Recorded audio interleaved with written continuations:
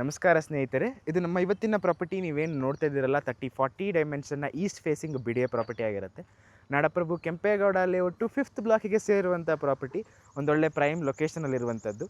ನೀವು ನೋಡ್ಬೋದು ಆಪೋಸಿಟಲ್ಲಿ proper 30 feet ರೋಡ್ನ BDA ಕಡೆಯಿಂದ ಡೆವಲಪ್ಮೆಂಟ್ ಮಾಡಿಕೊಟ್ಟಿದ್ದಾರೆ.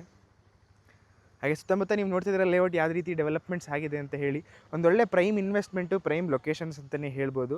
ಒಂದೊಳ್ಳೆ ರಿಟರ್ನ್ಸ್ ಕೊಡುವಂಥ ಪ್ರಾಪರ್ಟಿ ನಿಮಗೆ. ಕನೆಕ್ಟಿವಿಟಿ ಅಂತ ಹೇಳೋಕ್ಕೆ ಬರೋದಾದರೆ 100 ಫೀಟ್ ರೋಡಿಂದ ಜಸ್ಟ್ ನಿಮಗೆ ಒಂದು 100 ಮೀಟರ್ಸಲ್ಲೇ ಇರುವಂಥದ್ದು. ಪೆರಿಪೆರಲ್ ರಿಂಗ್ ರೋಡಿಂದ ಜಸ್ಟ್ ಒಂದು 500 ಮೀಟರ್ಸಲ್ಲಿರುವಂಥ ಪ್ರಾಪರ್ಟಿ. ಒಂದೊಳ್ಳೆ ಪ್ರೈಮ್ ಲೊಕೇಶನ್ ಅಂತಲೇ ಹೇಳ್ಬೋದು ನಿಮಗೆ.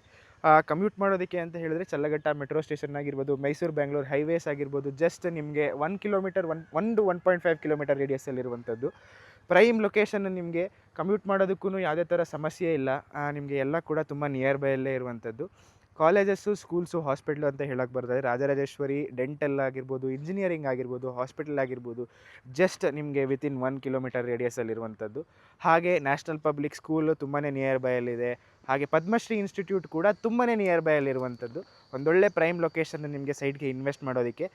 ಒಂದು ಮೇಜರ್ ಪ್ರೈಮ್ ಅಡ್ವಾಂಟೇಜಸ್ ಅಂತ ಏನು ಹೇಳೋದಾದರೆ, ನಿಮಗೆ BDA ಕೊಮ್ಮಘಟ್ಟ ಅಪಾರ್ಟ್ಮೆಂಟ್ಸ್ ಜಸ್ಟ್ ಬ್ಯಾಕ್ ಸೈಡಲ್ಲೇ ಬರುವಂಥದ್ದು ಪ್ರಾಪರ್ಟಿ ನಿಮಗೆ. ಆ ಪ್ಲಸ್ ಪಾಯಿಂಟ್ ಇರೋದ್ರಿಂದ ತುಂಬಾ ಬೇಗ ಡೆವಲಪ್ಮೆಂಟ್ ಆಗೋ ಚಾನ್ಸಸ್ ನಿಮಗೆ ತುಂಬ ಜಾಸ್ತಿ ಇರುತ್ತೆ. ತುಂಬ ಬೇಗ ಅಪ್ರಿಸಿಯೇಟ್ ಆಗುತ್ತೆ ಪ್ರಾಪರ್ಟಿ ನಿಮಗೆ.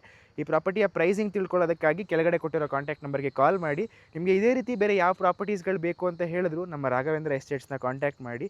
ಎಲ್ರಿಗೂ ಧನ್ಯವಾದ.